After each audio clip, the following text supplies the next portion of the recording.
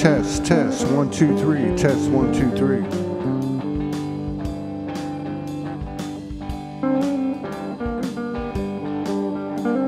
Test, 1, 2, 3, test, 1, 2, 3. Test, 1, 2, 3, 1, 2, 3.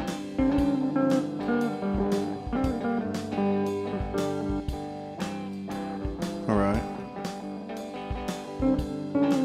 What's going on today? What's going on with everybody? It's been a hell of a start to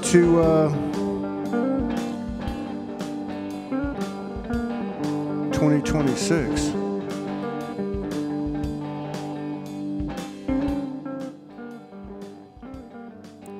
All right. Well, we're going to come on today and, like I've been saying, and try to come on every day and just share. That music's just too loud. Just try to share what's happening, play some clips from, all the shows we put out. Shout out to Gregory Jones at InfusedLights.com. Get over and see him. He's doing some tremendous work. Starseed Chronicles, a series, animated series made for children, all about the star seeds, all about ascension, all about everything we've been talking about all these years. Yeah, I'm going to play some clips today, maybe play some music videos, but I just want to take a moment at the beginning to just express how intense these energies have been. I believe, I believe for everybody.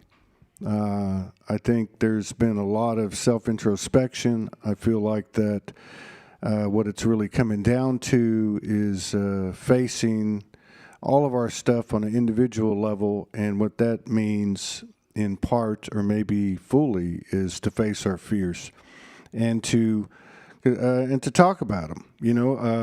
I've been doing this podcast for a long, long time, going back about 10 years now. And, we've talked about a lot of things on this show over the years. But one of the things I think that we run from is to talk about our fears, about the ones we have in common. We talk about these multi-dimensional experiences and divine episodes and transmissions and downloads and light languages and all these different things that come in. We say, oh, I can do that too, or I've had that experience too, and I mean that in a very positive way. But at the same time, what are our fears? I spent a lot of time yesterday and all this energy exploring my own fears. And, this is information, this intelligence, the coding, the energies, the frequencies, the wisdom, the light, the knowledge, the love, whatever you want to call it, is moving extremely fast. And it's a full-time job. And I don't know about you, but I have a strong reason to believe that each and every one of us has gone through it physically, mentally, emotionally, and we're still not done. And that doesn't mean that, when I say we're still not done, I'm not trying to pattern myself after, a lot of what I see out there, both in the light worker circles and outside, whatever you want to call it, everywhere. Same template, same pattern, which is the carrot on the stick. I'm not talking about a carrot on a stick. I'm just talking about, the universal goes as infinitely inward as it does outward. And I feel like that the real answers are coming from within ourselves. A lot of people have been talking about it, experiencing it. And it's moving so fast that we don't even have time to talk about it, which is wild. But I'm going to do my best. If I can stay with enough energy to do these shows. We had to cancel yesterday. A brother had to go to the hospital. Healing, peace, and love and comfort to you, my brother. I can't remember your name right now. He's from Germany. And then I had a power outage the day before, so we only were able to do one show yesterday and one the day before, not counting these shows. But, we're going to keep on going with it and just try to put our best foot forward out there and create some energy of love and resonance and frequency and abundance and mutuality and uniformity and collectively and individually, I think the way we support each other now isn't like we used to support each other. I think the way we support each other now is to really focus on the other side of victim consciousness and support and encouraging each other to stand tall and keep on going and keep on shining, and develop this fluid faith that we've all been a part of through our own internal transformation and what we've contributed to the collective.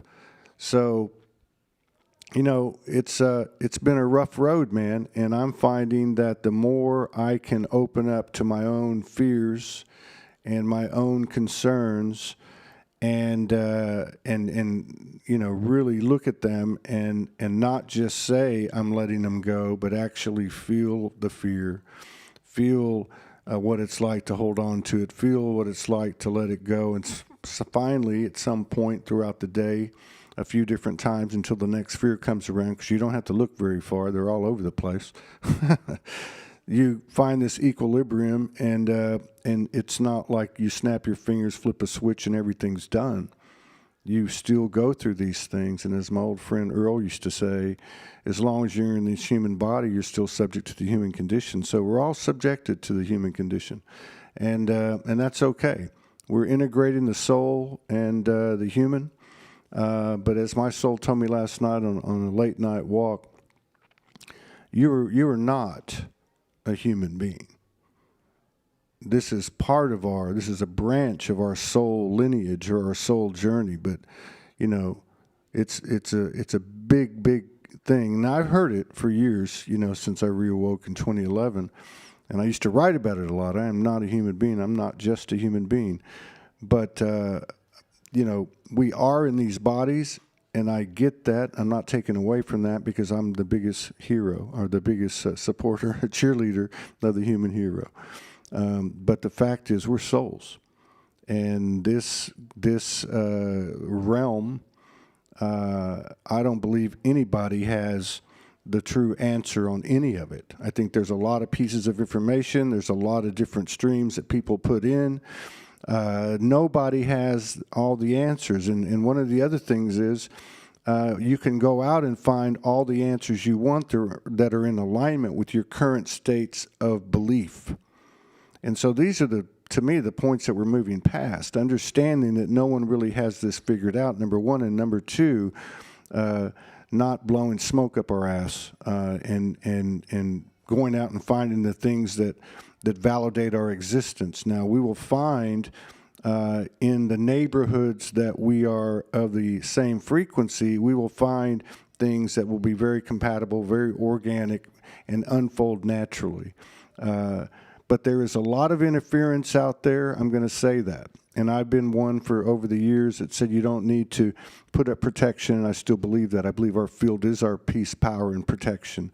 But what I am saying is to be cognizant of a high level of let's just say discordant frequency, interfering frequency, energies and entities, whatever you want to call it. It's nothing to be afraid of, just to be able to be sensitive to it and know that they're out there, and not to get carried away and throw the baby out with the bathwater, and not to take things personal with other people, and certainly not with yourself.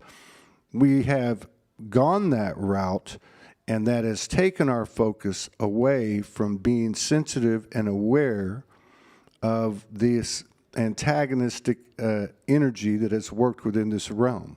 So many different lines of separation and division, and you know, this is what we need to be, or what I don't like to say the word need. It would behoove us to have a greater sensitivity and awareness of those things that are not us, not originating from us, but they're actually coming to us from this finite existence we call the matrix, or this realm, or this simulation, or whatever you want to call it.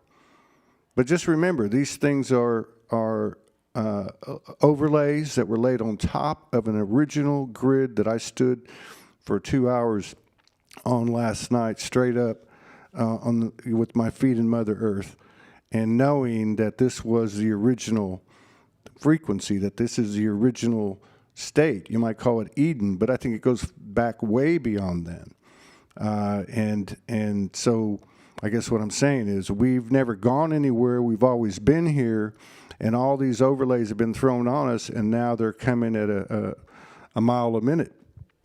And so just to understand that anything external is, in a sense of real soul perspective, all one and the same thing, okay?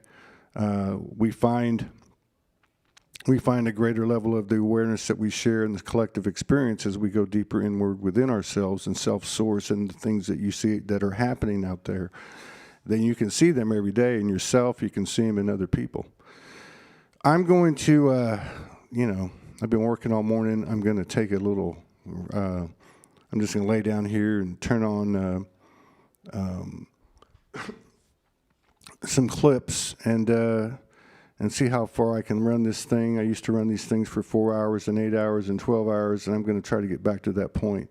I don't know of anything else at this point in time. I don't know about you guys, but to me, compassion, empathy, and service is where I'm at, and I feel like that we're all are meeting in that place. So anyway, I'm going to play a little bit of clips here and take a little break. Let's see. Boom. All right, let's go down here and find where I was supposed to start. Let's see here. Okay, I got it. Here we go. This is not just some pie in the sky idea. This is real, and it's getting more and more real. I keep saying it's palpable now. Yeah, it's really palpable. We really are in it. We're in it. And it's not, just a cliched line, we've come here for this. We've come here to do what's never been done before.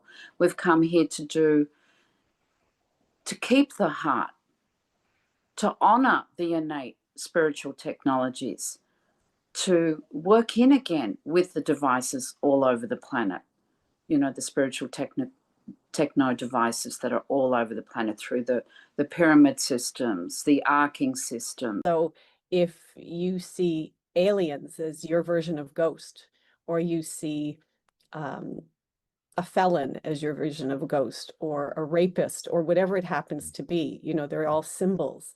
They all have something to tell us about ourselves. And it's not the things that bother us that are the most important thing. It's the reasons we attach to it. Why do we draw the symbol into our experience? What does it have to tell us? What is the wisdom that it's offering? And once you see that blessing in disguise, it's amazing how life transforms. What are your thoughts on all this after everything you've been through in your life?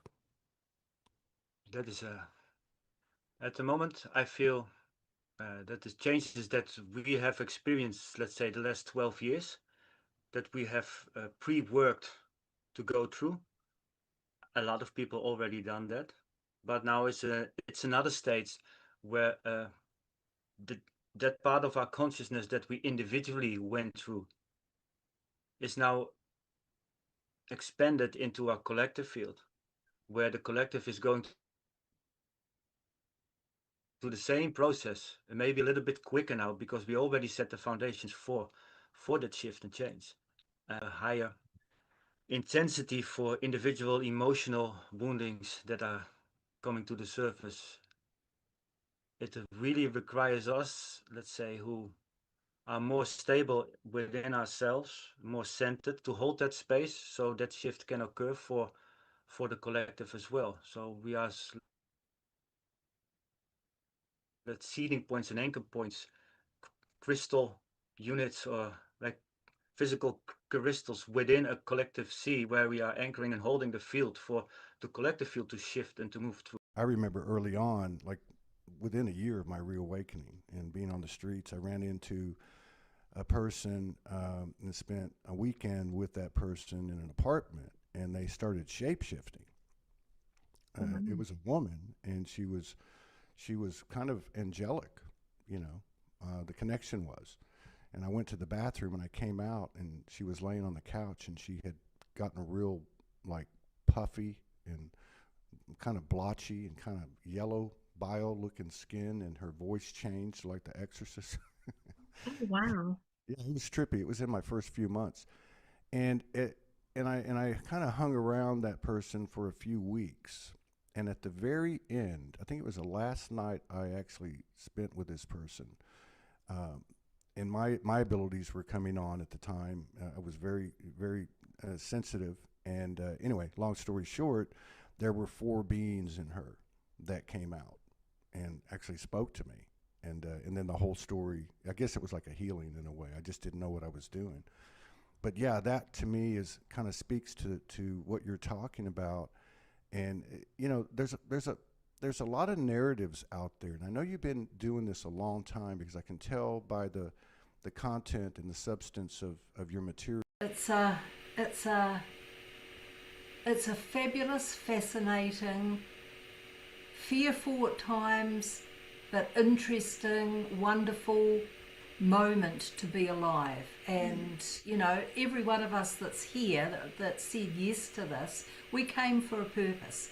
We came because we were ready to take off every part of us that is a mask, that is a layer, that is that hides us. We're taking it all off from lifetimes, absolute lifetimes, and we're going to stand naked in our transparency.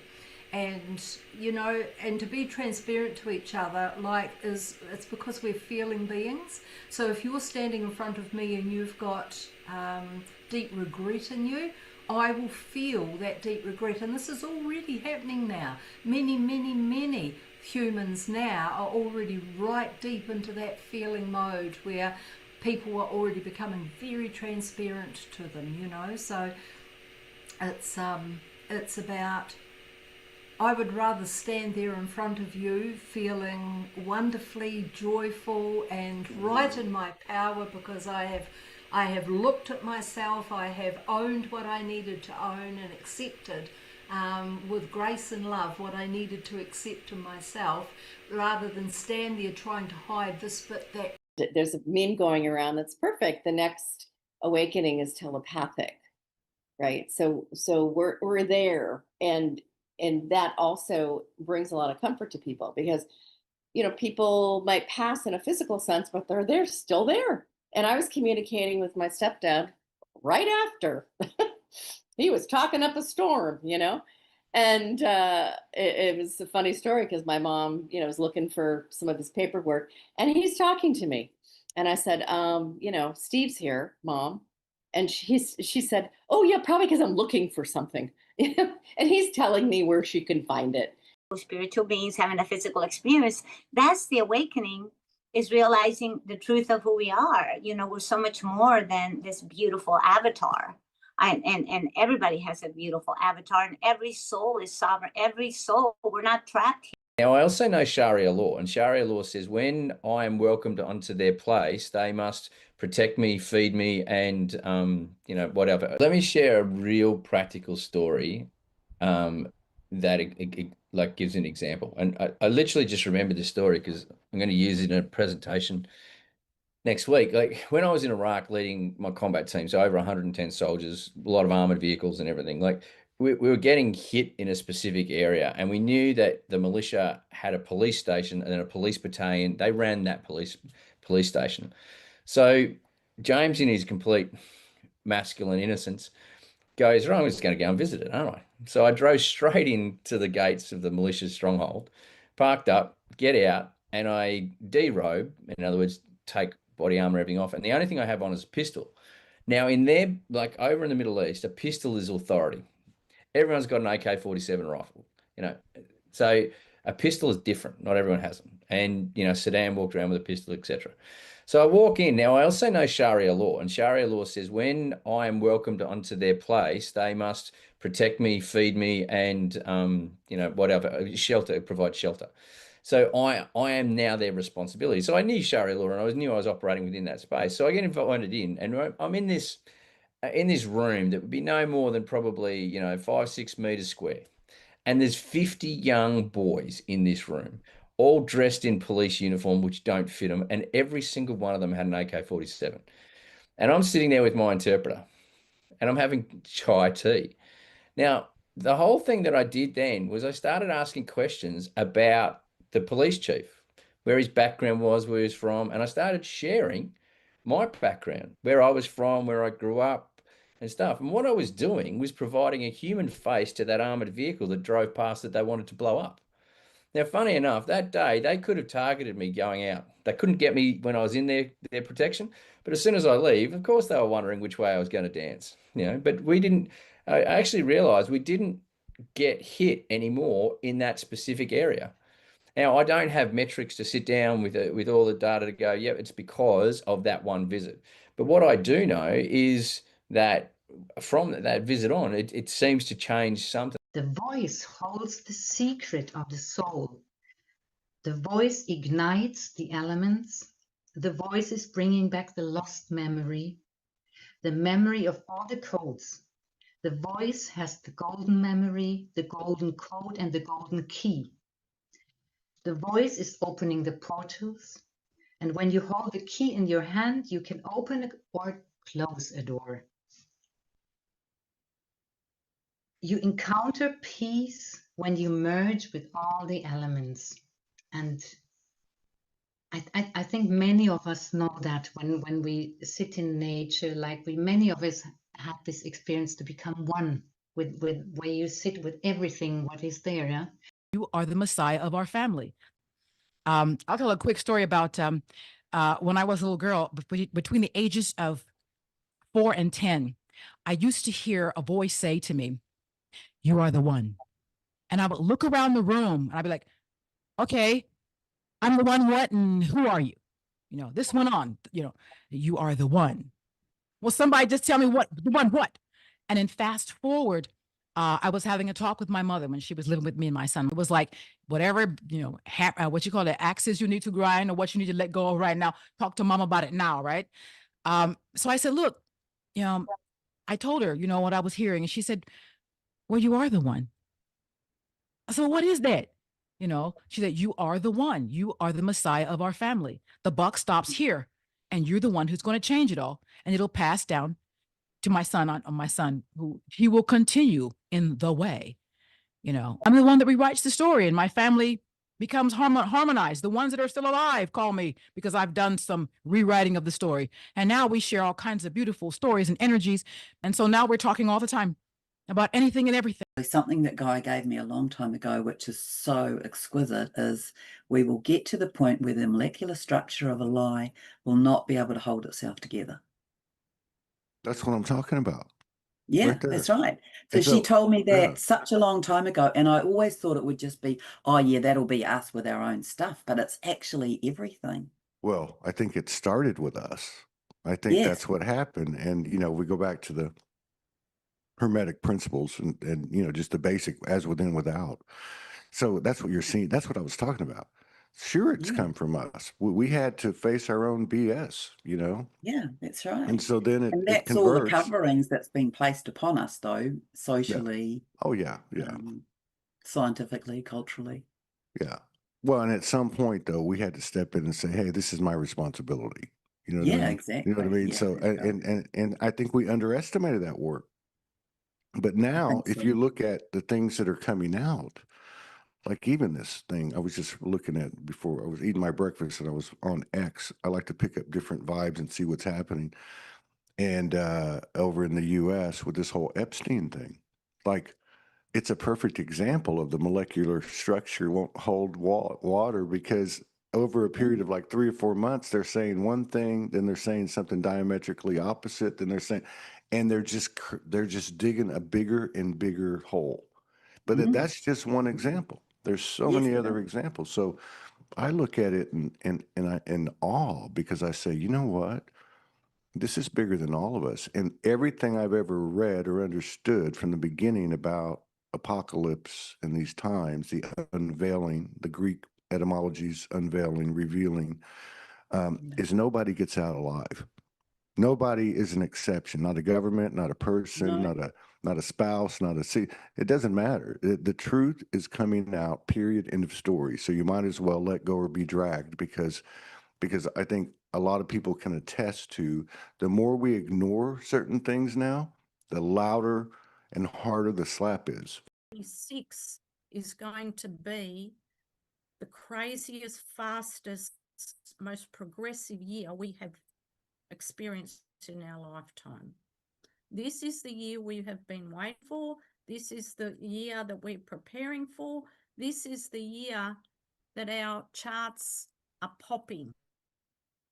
My chart's gone off. It's been negative, and I've had afflictions and malefic energies for decades, and now it's going off. And I'm thinking, oh my God, this is the time that I was born for, and this is the time my chart is activated. And if people go through their charts, whether it's Western, Dream Spell, Chinese, they will find that their charts are activated to move them forward, and their gifts are going to come out, and their superpowers and whatever. Okay, and the other reason why this 2026 is exceptional, that people have already been talking about, is that it's a 1 year. And a 1 year is clearly new beginnings and leader and independence and originality and new projects and all new life, new creation. And the fact that we have a 1 year aligning with a yang fire horse, that happens once in 180 years. So this gives you a concept, some comprehension of the momentum that we will be rocket propelled through a 1 year with a yang fire horse, a double fire, double yang. And the words they're giving me is fast and furious, blazing saddles, and trailblazer. They're the words for 2026. Okay. That feels right to me. When my 22-year-old was born, I died. Like literally, it's in the medical records, I died. I had to be intubated, and I didn't even wake up after I had him for 3 hours. And I was telling her about this. And so she just asked a really simple question. How many unresolved past lifetimes has Holly died during childbirth? And it was like, I don't know, I feel like it was a triple digit number. And she cleared it. This is a cart rut. This is a pattern, right? So that I have had this issue of dying, bringing a child through. And many times, you know, this isn't something we're victims of. It's like every time the heart breaks, the soul rises. It's a simultaneous thing.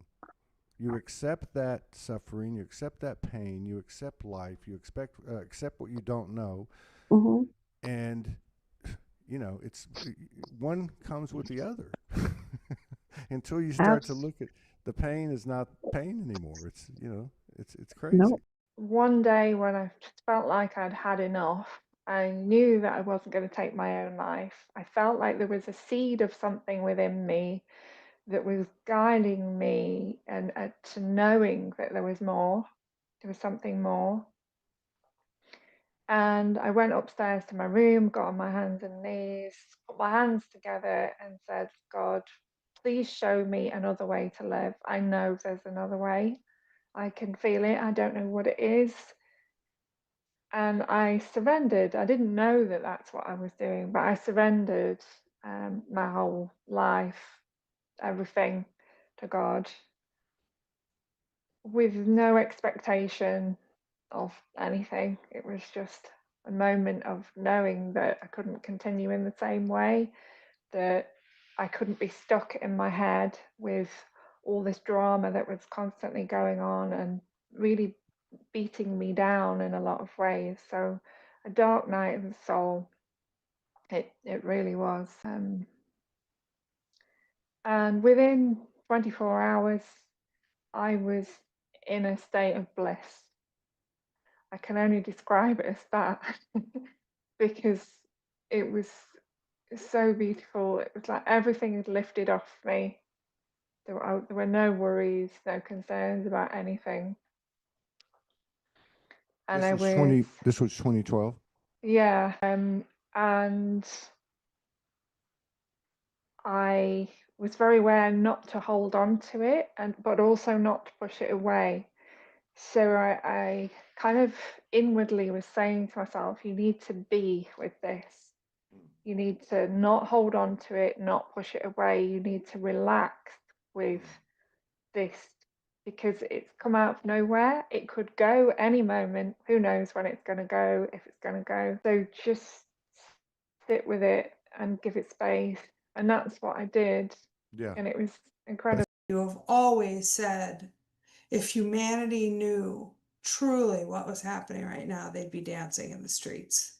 Yeah. Well, I mean, reality was described to me as the extraordinary ordinariness. So the ordinary side of reality is this thing with, it's like, that's all we see it as. The extraordinariness of reality connecting with the two is what transforms the ordinary everyday life back into what it should have been. Open contact with the Galactic Federation, who are our genetic family, literally their family. Why are they alien? God said, why are they alien? We say to you, they are your brothers and sisters. I tell everyone that. They The love joy- us so much. They are And look- championing us. They love us. They're cheerleaders. But like, you put all that personality and joy and character and humor, eternity doesn't sound so bad. Everything that's out of the way, we just come back to who we were: playful, open, loving life, curious about life, and able to create like This is the real Renaissance. Spirituality and science, when you put them together, bang. But since I met you, you've always said this to me. You have always said, if humanity knew truly what was happening right now, they'd be dancing in the streets. If they really had an understanding of this, it would be celebrate, celebrate, celebrate. God said we would not like to be in their shoes. If you play your cards right, if if the human race gets this right, and it's a bit dodgy, hopefully, we would not like to be in their shoes. Full stop. I'm so glad I'm not. There are giant earth dragons that are starting to wake up because the frequency of the earth is changing into a state where they can come back online. But there's also the aspect of stepping into our creatorness, which is also our dragon aspect. And the dragons are there to help us step into our expanded heart space beyond the human form. They hold those keys to unlock that for us also.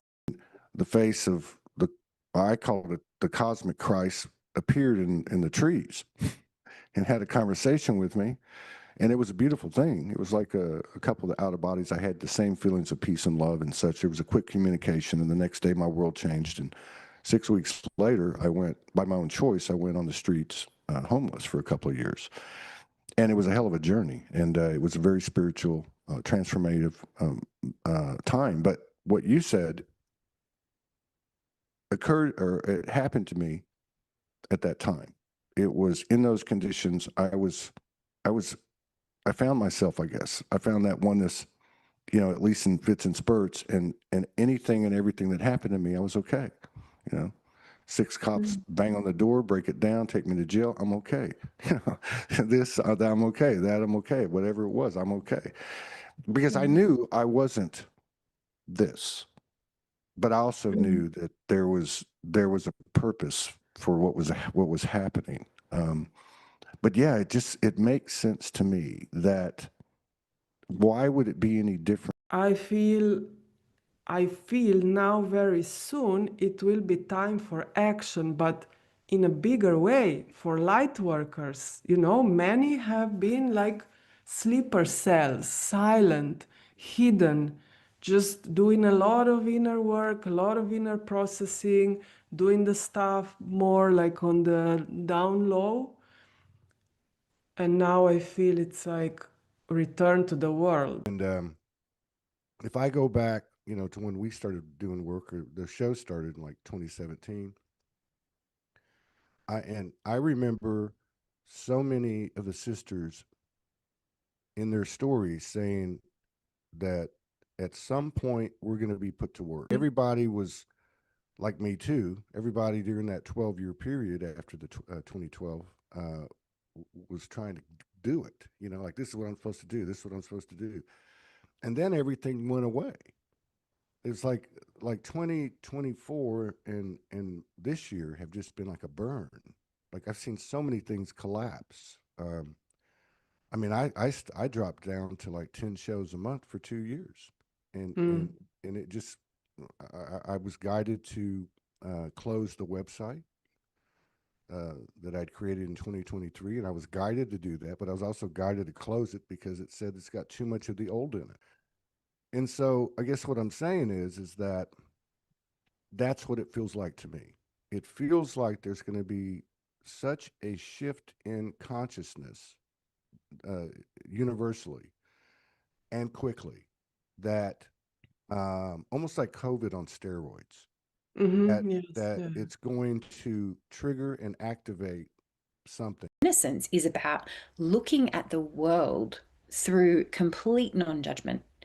And there's something so beautiful about that, because if I can look at every single situation, and I will not say that I'm perfect at this, but this is my intention, is to, when I can look at every single situation through the eyes of innocence, life gets richer, life gets more powerful, and life gets so much happier, because I'm no longer taking another's misery personally. In fact, life gets more humorous as well.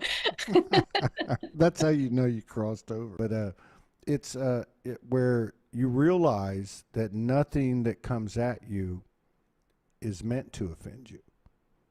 It wasn't done, you know, with purpose in that regard. We're the portals, and you know, it feels like we're on the other side of something in 2025, and that we're headed for some extraordinary, life-changing game changers, but not just on the individual level, on a global level, which is mind-blowing. And I don't think it's any of these narratives that are out there. You know, I don't. I think it's us.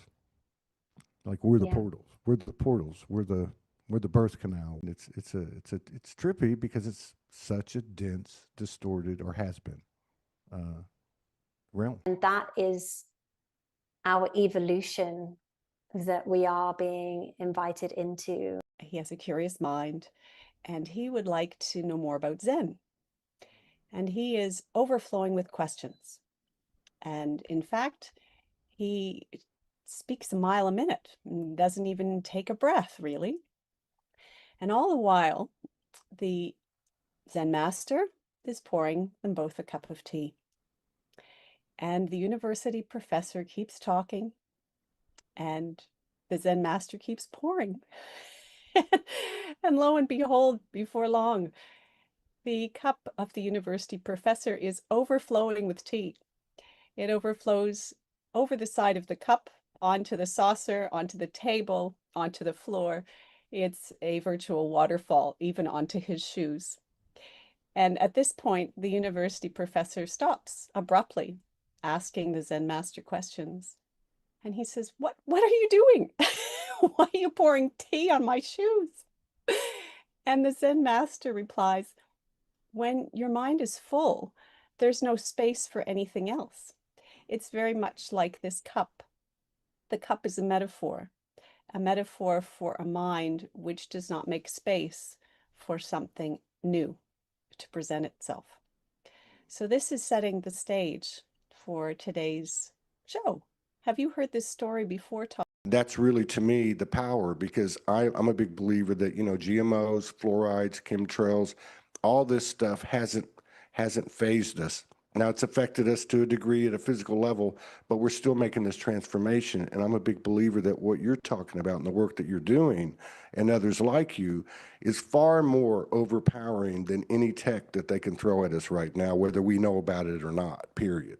Because that's really aimed at the human and the distortion and so on, where the other is very much rooted in the journey of the soul. And this reclamation you're speaking of it's good to hear from two people that are as down to earth and as also tapped in as you are and open as you are. So this is great information. So I've never really quite pulled all that together. So can you tell us a little bit about the codex, the tribal codex, and what that's all about? Well, for the immersion that we're doing just now, it's all about the reclamation of the 12 tribes, the true original tribes, the Essene tribes, and the Aborigines, the Celtics, and all of these original tribes from Mother Gaia.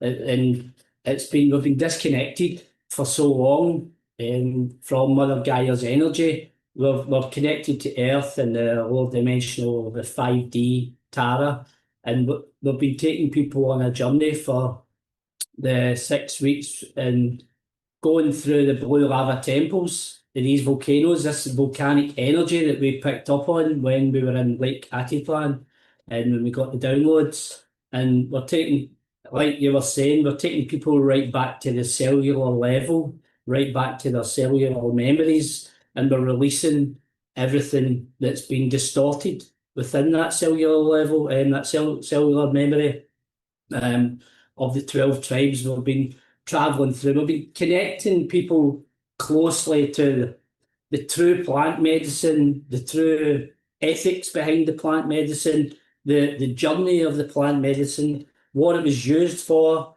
in that time, in real time.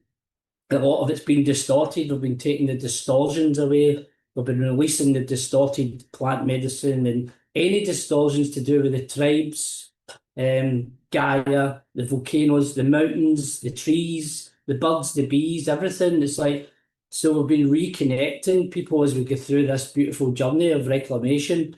That's the fundamental basis of the psychological warfare we've been subjected to. That the fundamental nature of polarity is conflict. When reality, the fundamental nature of reality is unity. You have to have two things in contrast with each other to understand the whole. Masculine, feminine that's why they're going after the gender thing. You can't have balance in the universe without a masculine, feminine principle. Mm-hmm. It's not about the difference between them. It's about the balance between them. So they don't want us to come into balance. So the three biggest targets of the controlled narrative throughout history, the three biggest trigger words reactionaryism will trigger is God, aliens, and the Nazarene, Jesus. Usually I ask people, did you have a wake-up experience or have you always been this weird? Yeah, I was back in the day. I was normal once, and went to work and it was, yeah, I was normal, and then I woke up, and then I became very unnormal. I was in my late 20s. I didn't know about any of the abuse at that time that I'd been through. That came later in my 30s. The memories started to come back in my early 30s, and to be honest, Todd, there was really no. I must have made a decision on a higher level that I needed all these energies out of my body because it didn't really, on this level in my body, it didn't feel like a choice. It was like a tsunami coming through with all the energies and the memories coming back. So so it's taking absolute years to get the memories back. But in that process, I discovered that there was two energies in me. There was my brain, and there was my heart. And I discovered that my heart was a teacher, and it wanted to teach me lots of things. So I started to listen, and my heart started to teach me about the body and the brain, mainly the brain. And when we understand the brain, we understand how reality works. So I started to learn about consciousness, basically. My heart started to teach me, like I already knew it, my heart knew, but my mind had to become the student, and I had to learn an enormous amount. But in that journey, it's been because there's been forces that haven't wanted me to learn. So not only I've been healing trauma, learning intensely, like going into a university of myself, but also dodging the bullets of energies around that wanted to stop me on my path. But also in the same time, they're teaching me as well how they work and how strong there was no, to be honest, there was no time. Don't get me wrong, victim mode I felt many times, but really, it's been like fighting for my life. Like I've got no choice to fall into victimhood. I had to, hit the ground running kind of thing. I think as we're losing our stories, that's happening, because when you forget you have your story, when you forget the way you've been wronged or whatever, you start to kind of feel compassion for other people as well. And you start to realize these are just themes that we're pulling ourselves out of, pulling each other out of together. Nobody really has the monopoly on the sad story. We've all been through it. And that's the nicest part of this. I feel it's like just being able to look into each other's eyes and realize the story just seems to be forgotten. So there's no way we can prove one another is the bad guy or the good guy. It's impossible, because we're all the one thing. This can't be stopped. So what I'm getting at is there's a lot more support here than there's certainly a lot more support than there is anything to be scared of, whether it be physical or non-physical. But we have a lot of support. We have a lot of soul-to-soul connections, and the other ones may or may not be in a physical body in this moment. And that's been kind of kept away from us because we've been told we were small, we were crazy, and that's not real, and your imaginary friends aren't real, and your out of body wasn't real, and science over, and all this, but no, this can't be stopped. It can't be. I think I was just kind of in shock. And I said, something's happening to me right now. I said, something's happening to my boobs. And as I said this, I had this like really intense pulling up and down through my center channel. It was like this pulling up and down, like I felt it so powerful. And I felt all of this electricity going down my thighs into my feet, and all of this electricity going up through my head at the same time. And as soon as that happened, I said to both of them, I said, I think my breast implants are gone. And I got up from the bed and I went into the bathroom and I took off my clothes and they were gone. And I don't mean they were gone like they were silicone, because they were done for a cancer surgery, like back then, because it was 2000, unless you were having reconstructive surgery. If I would have gone in and just wanted, my breast changed, I would have had to have saline implants, because you could get old implants replaced and get silicone, or you could get silicone if it was for breast reconstructive surgery, like after cancer. And so it was silicone, and they were gone, and my natural breasts were back. And I called my husband, who obviously was happy to inspect, and both of us were just in complete shock, like in shock and awe, really. And since then, I've been seen by doctors. Whoever put the code there, it was time locked for the point where computers were available. That's why Newton and no one could find the code until computers were invented. So it was put into source material that led to the Torah at the Atlantean age, so that it would be ready to be unlocked when computers were invented, when we were at the right point to come back up to the point we were at Atlantis. Well, all the indigenous and all the ancients knew that you have to go on the celestial barge, the starry canoe, in through our earth to get back to the stars. And so with that, there's been a lot happening to do with the tectonic plates and how that interfaces, or macro, micro connects in with the brain plates within our skull. And there's been a lot opening up, not to do with only galactic and cosmic consciousness, particularly in the last few weeks, but to do with originator gates, the founder races who came here to bring the harmonic blueprints, this creatrix pattern that is embedded within our DNA and our RNA, our blood song within our golden blood plasma. And I want to talk about this because this is hot, hot at the moment in my life. You know, I feel like I've neglected my own masculine energy for so long. And that's why it's showing up so loudly in my body. It's like, I looked around at all the masculine, the men in my life that I hold so dear, and like none of them are doing well. I'm not gonna lie, like it's a shit show. And I have a very soft place in my heart for the like I'm like this constant cheering on for the masculine. And in one of these processes, I was like, I realized that it was the ability of not being able to help those that I love.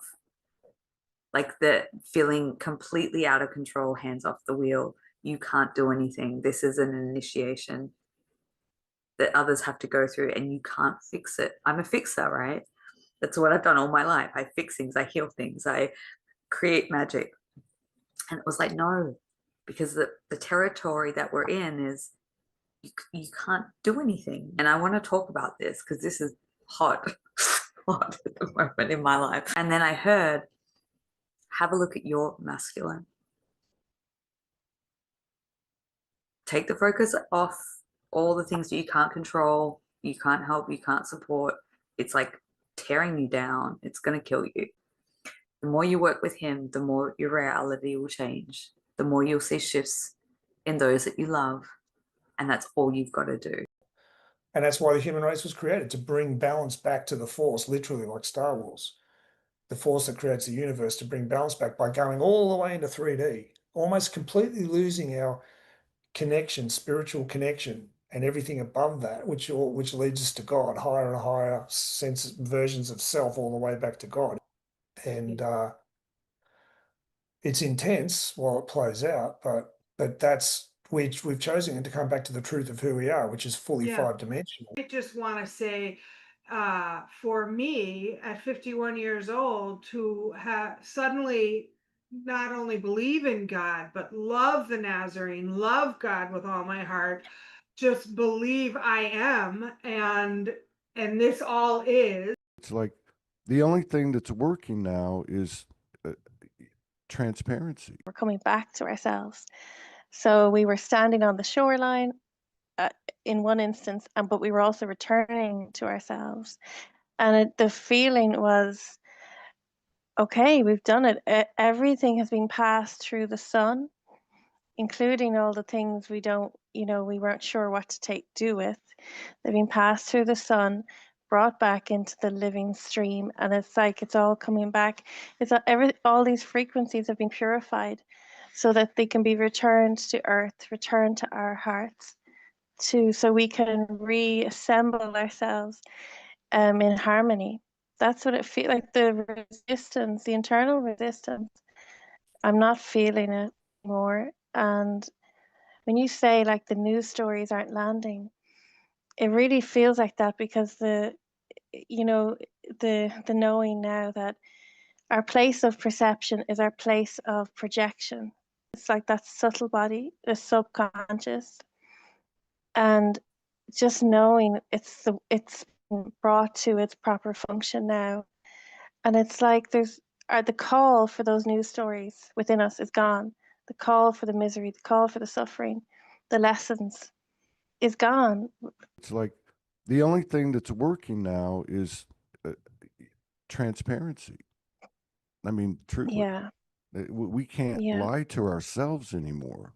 So that's, to me, where it's really hitting. This situation that you're in, or that situation that happens, or whatever happens, it's not about anybody but you. It's just me.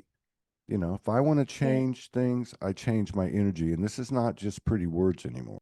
Your imagination is the most powerful tool of transformation you have. It is so magical. It's a superpower. And I meet a lot of folks that have it shut down. You know, you ask somebody to, dream, what is your most magical future? The most magical future you could dream, what would that look like? And they can't allow themselves to dream beyond what their ego is telling them is possible. And as soon as you do that, you've missed it, because we're limitless beings. Exactly. You're walking down the sidewalk, okay, in an afternoon, and you're in, communion, and all of a sudden, boom, you get this epiphany, you get this alignment, this awareness and understanding, and a few more steps, and all of a sudden, you're walking through like this tunnel or this portal. This is the kind of potential. This is not even speaking to the potential of what we're doing. At every moment when I've shared things in my own life, it's been very intentional, and it's been done with the purpose of offering people an invitation and an opportunity to see themselves in my story, to see themselves in what I'm sharing, because exactly what you're saying, it's in the duality that we find the oneness. If I find myself reading somebody else's text or watching somebody's video, and I find myself being triggered by that or judging them, there's something in that for me. There's something within me that I haven't yet resolved. And it's in my design that I'm here to be like, I'm here to be a projection of whatever somebody wants me to be. I'm here to be a shit angel. I'm here to be an angel. The whole thing with this is that we're doing it in a way that's never been done before, not in Atlantean times, not in Lemurian times, not in Hyperborean times. We are now accessing the originator blueprints of the founder races who first come here to inaugurate the elemental and molecular structures of Earth through blueprinting harmonic systems. And that's all held within our bodies. And so what's happening to the Earth is happening to us. And what's happening to us is happening to the cosmos. I would really like to say that we have chosen wisely by coming here to the Earth star, our beloved Gaia Galactica, and really fully anchoring, alchemizing, and embodying the fullness of these technologies, these innate technologies and divine devices that are inside us. And this is having a profound effect on everyone and everything, at least galactically and cosmically now. Many are here, but they haven't arrived. They have not stepped in to that full embodiment. In that process,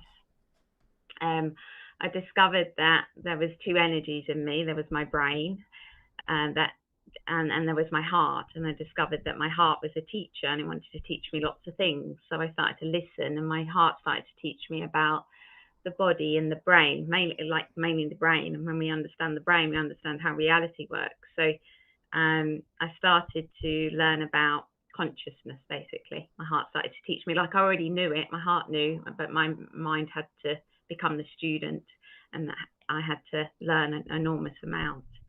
But in that journey, it's been because there's been forces that haven't wanted me to learn. It's a reminder too that what is waking up? Waking up is awareness of our dreams, awareness of our feelings, the external world, our relationship to whatever we're projecting or seeing. And it also comes back to the joy of the present moment. It's quite simple, but it's often overlooked. And for a large part of the film, joy isn't there. There are many other feelings in the spectrum that are evoked from frustration and disbelief and anger and, a whole spectrum. But it echoes that we often forget or are distracted away from this core feeling of joy. So as people watch the film or reflect on their own lives in general, the vision of awakening is very much related to a feeling of existence being fresh and new. And that's what's illustrated very well by the character who literally wakes up from what you might assume is a coma. But he's sort of sitting every day for years. So he's not lying down in a bed kept awake by machines, which is another view of coma that we're exposed to in film and in real life through people we know. But it is like the snap of a fingers, how we can, just with the snap of the fingers, have a different point of view. Giving away our power. No one took it. We gave it away. If the lower chakras are being cleansed and aligned, then that would obviously, that would obviously show itself in our physical experience through men finding their voice, and the stigma of what we thought a man was, be it a woman looking at him or another man, starts to go away. And so I think it's the right time. No one can change your life other than oneself. You're the one that's going to make your life better. So, and that's a hard pill to swallow when you've got a lot of trauma in you and a lot of childhood trauma, and that child just wants mummy or daddy to come and save them. And then there's figures, politicians and religious figures, whatever ETs, that are going, yeah, we'll save you.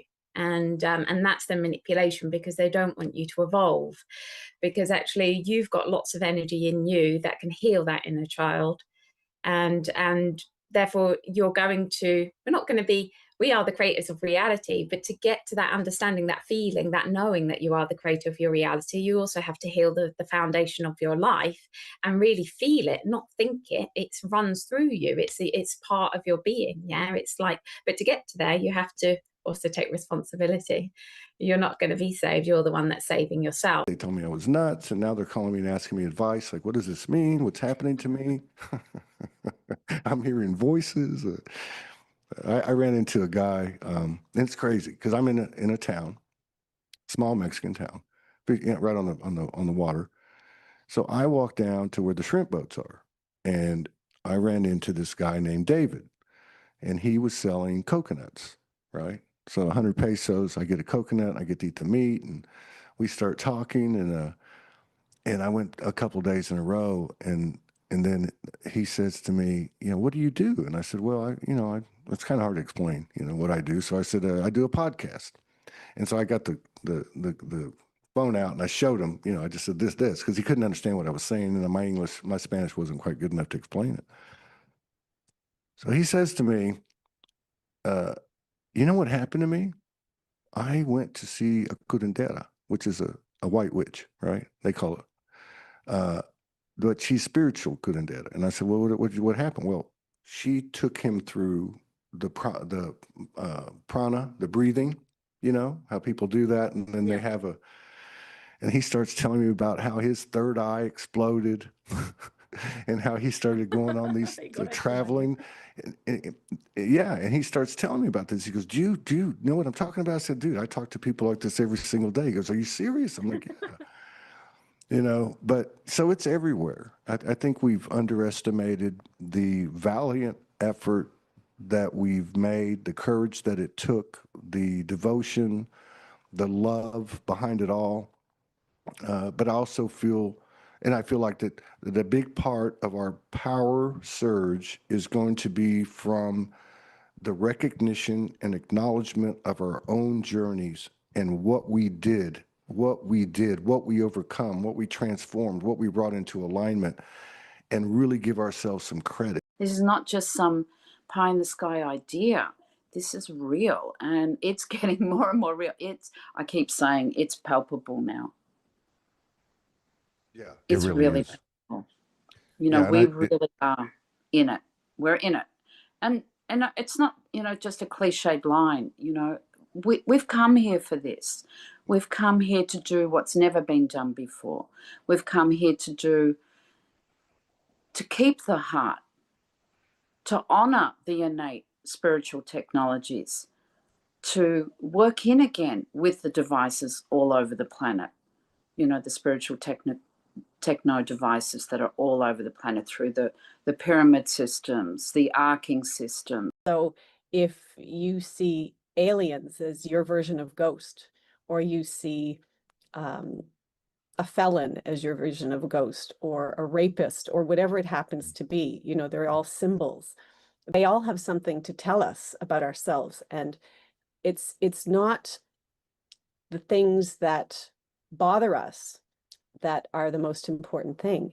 It's the reasons we attach to it. Why do we draw the symbol into our experience? What does it have to tell us? What is the wisdom that it's offering? And once you see that blessing in disguise, it's amazing how life transforms. What are your thoughts on all this after everything you've been through in your life? That is at the moment I feel that the changes that we have experienced, let's say the last 12 years, that we have pre-worked to go through. A lot of people already done that, but now it's another stage where that part of our consciousness that we individually went through is now expanded into our collective field, where the collective is going through the same process, and maybe a little bit quicker now, because we already set the foundations for that shift and change. A higher intensity for individual emotional woundings that are coming to the surface. It really requires us, let's say, who are more stable within ourselves, more centered, to hold that space so that shift can occur for the collective as well. So we are that seeding points and anchor points, crystal units, or like physical crystals within a collective sea, where we are anchoring and holding the field for the collective field to shift and to move through. I remember early on, like within a year of my reawakening and being on the streets, I ran into a person and spent a weekend with that person in an apartment, and they started shape-shifting. It was a woman, and she was kind of angelic, you know, the connection was. And I went to the bathroom, and I came out, and she was laying on the couch, and she had gotten a real, like, puffy and kind of blotchy and kind of yellow bile-looking skin, and her voice changed like The Exorcist. Oh, wow. Yeah, it was trippy. It was in my first few months, and I kind of hung around that person for a few weeks. And at the very end, I think it was the last night I actually spent with this person, and my abilities were coming on at the time. I was very, very sensitive. And anyway, long story short, there were 4 beings in her that came out and actually spoke to me. And then the whole story, I guess it was like a healing in a way. I just didn't know what I was doing. But yeah, that to me is kind of speaks to what you're talking about. And you know, there's a lot of narratives out there, and I know you've been doing this a long time, because I can tell by the content and the substance of your material. It's a fabulous, fascinating, fearful at times, but interesting, wonderful moment to be alive. And you know, every one of us that's here that said yes to this, we came for a purpose. We came because we were ready to take off every part of us that is a mask, that is a layer, that is that hides us. We're taking it all off from lifetimes, absolute lifetimes, and we're going to stand naked in our transparency. And you know, and to be transparent to each other, it's because we're feeling beings. So if you're standing in front of me and you've got deep regret in you, I will feel that deep regret. And this is already happening now. Many humans now are already right deep into that feeling mode, where people are already becoming very transparent to them, you know. So it's about, I would rather stand there in front of you feeling wonderfully joyful and right in my power, because I I have looked at myself, I have owned what I needed to own and accepted with grace and love what I needed to accept in myself, rather than stand there trying to hide this bit, that. There's a meme going around that's perfect. The next awakening is telepathic, right? So we're there, and that also brings a lot of comfort to people, because people might pass in a physical sense, but they're still there. And I was communicating with my stepdad right after. He was talking up a storm, and it was a funny story, because my mom, was looking for some of his paperwork, and he's talking to me. And I said, Steve's here, Mom. And she said, oh, yeah, probably because I'm looking for something. And he's telling me where she can find it. Spiritual beings having a physical experience, that's the awakening, is realizing the truth of who we are. We're so much more than this beautiful avatar. And everybody has a beautiful avatar, and every soul is sovereign. Every soul, we're not trapped here. Now, I also know. It's Todd Medina, Soulogy One Studios, out on a little spirit walk. I saw a white rabbit and a red cardinal. And I'm looking for the third animal. There's always three coming. I hope it ain't a snake. I wanted to talk a little bit today about, there's a few barometers on the soul highway. That's what I call it. Some people call it ascension. Ascension to me sounds like a place. I guess the soul highway is too, but in my mind, it's a metaphoric thing. It's a highway, so you're moving, you're walking forward, however you want to put it. And one of those barometers is humility. And humility is a big word. It's got a lot more meaning to it than what we find in Webster's dictionary or any other dictionary. And I think what I want to talk about right now is what it is. Humility sounds like a real pretty word, but it's a hard word. It's a tough word. It's a beautiful thing in the sense that the things that are tough and the things that are hard, that bring you to differing levels of humility as you elevate, as you're elevating. These are the things that are bigger than the word. These things that actually it takes to find these levels of higher and higher humilities. These are the things that we have to admit to ourselves. These are the behaviors that we have to change in order to find a higher degree of humility until we start the next day and seek a higher one. I'm talking about apologizing to people when there's been an issue and it's not a clear-cut call, even if it's a situation where you might think they were 90% of the problem and you were 10. It doesn't really matter. Forgiveness is forgiveness.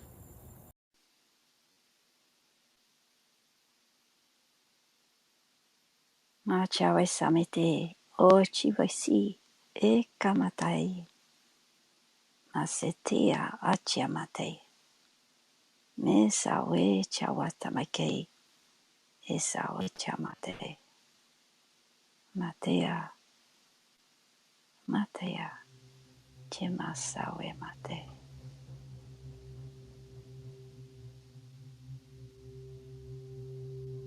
Hi.